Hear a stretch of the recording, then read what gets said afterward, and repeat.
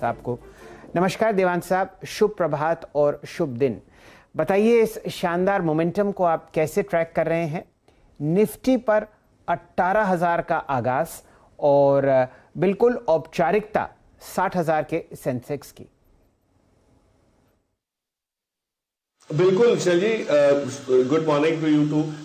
देखिए, मार्केट जिस पड़ाव पे है ये हमने आज तक सोचा नहीं था कि इतनी जल्दी हम लोग को सबको देखने मिलेगा, और इसके पीछे बहुत सारे कारण हैं। हम लोग लिक्विडिटी को बताते रहते हैं कि लिक्विडिटी की वजह से ये हुआ है, बट एक चीज याद रखिए कि जो हमारे यहाँ की अर्थव्यवस्था में जो रिकवरी दिख रही है, और उसमें भी खास करके जो लार्ज कैप ऑर्गेनाइज सेक्टर में प्ले है, वो बहुत ही बढ़िया रहा है। आप रिजल्ट्स के तौर से देख लीजिए, आप ग्रोथ के उससे देख लीजिए, आप जो नॉर्मलाइजेशन की रफ्तार जो दिख रही है, चाहे वो एयरलाइंस में हो, होटल्स में हो, वो काफी कुछ वो है। बट अनफॉर्चुनेटली आज जब स्टॉक पिकिंग करने जाते हैं तो काफी चीजें इसके अंदर प्राइस इन है, और जिस हिसाब से क्रूड $80 के ऊपर वापस जाने की पहल कर रहा है या एक आशंका लग रही है, उससे थोड़ा सा एक cost of production, cost of manufacture का जो एंगल है वो थोड़ा सा बढ़ सकता है। तो कई इंडस्ट्रियल यूनिट्स पे, इंडस्ट्रियल सेक्टर्स पे थोड़ा दबाव जरूर रहेगा। पर मुझे लगता है अभी भी आपके पास opportunity mid cap small cap में है, खास करके जो नए क्षेत्र, नए आईपीओज आए हैं, उसके बाद जो खुला है मैदान, उसमें से अगर आप कोई चुनना चाहें। और आपने एक हॉस्पिटल क्षेत्र की बात की, हॉस्पिटल क्षेत्र में जिस टाइप की री रेटिंग हुई है, जो ऑर्गेनाइज हुआ है, और इंश्योरेंस का जिस टाइप से बोलबाला है, मैं अभी भी उसमें पॉजिटिव हूँ। डायग्नोस्टिक्स की कंपनीज थोड़ी महंगी हो गई, पसंद वो भी आती है, लेकिन थोड़ी महंगी है।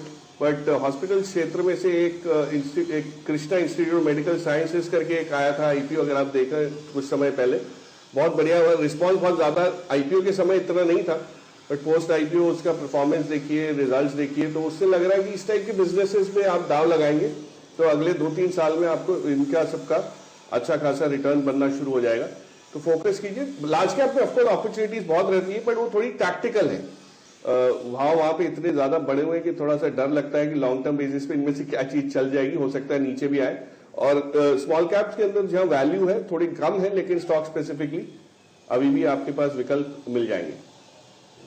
देवांश साहब, हमारे विदेशी मित्र हमसे नाराज हैं, कुछ पैसा नहीं डाल रहे, कोई खास कारण?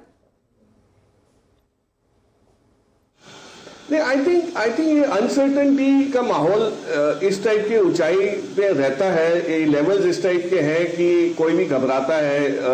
और विदेशी निवेशकों के लिए आप देखिए, बड़ा संघर्ष जो है वो चाइना की तरफ से है।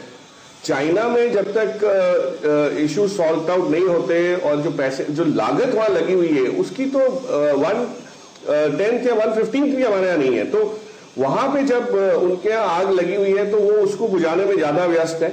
यहाँ पे इतना इन्वेस्टमेंट अभी ध्यान दिया नहीं जा रहा, लेकिन मुझे लगता है कहीं ना कहीं एक बैलेंस क्रिएट हो जाएगा। उसके बाद आपको विदेशी मित्र भी हमारे एक्चुअल मित्रता दर्शा पाएंगे।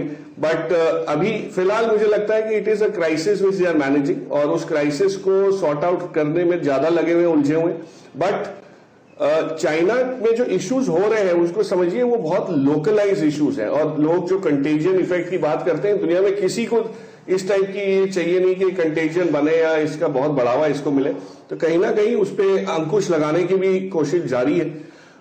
मुझे लगता है कि आपको फ्लोज जो है वो अक्टूबर में आते हुए दिखेंगे। सितंबर का महीना थोड़ा सा इस टाइप का जा सकता है, टफ वॉलेटाइल रह सकता है, but October onwards you will start preparing for the year and. तो वो उस माहौल में आपको हिंदुस्तान के मार्केट में लिक्विडिटी काफी बड़े पैमाने में और मिड कैप्स में भी आने की उम्मीद बन जाएगी। चलिए, तो इंतजार कीजिए अक्टूबर का। तब तक डोमेस्टिक इनफ्लोज, महीने के एसआईपीज, और जिस हिसाब से आप फिक्स्ड डिपॉजिट्स को टूटते हुए देख रहे हैं और वो पैसा निवेश होता हुआ दिख रहा है आपको, बाजार को बहुत ही मजबूती से ये बाजार आपको आगे चलता हुआ दिख सकता है। ये राय दे रहे हैं देवांश साहब। चलिए, अब ऐसा करते हैं, आपके सामने प्रस्तुत करते हैं वो खास खबरें जो आपको आती हुई दिखी बाजार बंद होने के बाद कल, और उनका इम्पैक्ट आपको दिखेगा आज बहुत ही अच्छी तरीके से स्टॉक मार्केट प्राइसिंग में। आशीष आज हमारे साथ जुड़ चुके हैं और चर्चा होगी सबसे पहले एक्सेंचर के नतीजों की। बिल्कुल ठीक। आप लोग आईटी की चर्चा कर रहे थे, अच्छा मूव बनने की पॉसिबिलिटीज हैं, शायद उसके पीछे एक रीजन भी है, वो है एक्सेंचर की कल दरअसल क्वार्टरली अर्निंग्स आई। अब एक्सेंचर की अर्निंग से इंडियन आईटी को क्या फर्क पड़ता है, पहले ये समझ लीजिए। है तो America listed, NYSE listed company, लेकिन इसका वैसे ही आउटसोर्सिंग का मॉडल है, वैसे ही ये भी कंसल्टिंग पे फोकस करती है। भारत में 2 लाख से ज्यादा कर्मचारी एक्सेंचर के पास हैं। तो इस दिग्गज कंपनी के परफॉर्मेंस से लग जाता है, पता चल जाता है दरअसल आईटी का ट्रैक्शन मोमेंटम कैसा बन रहा है। जो नंबर्स आए वो इंप्रेसिव परफॉर्मेंस है। 21% साल दर साल Q4 में आय में उछाल। Q4 इसीलिए क्योंकि अगस्त एंडिंग कंपनी है एक्सेंचर।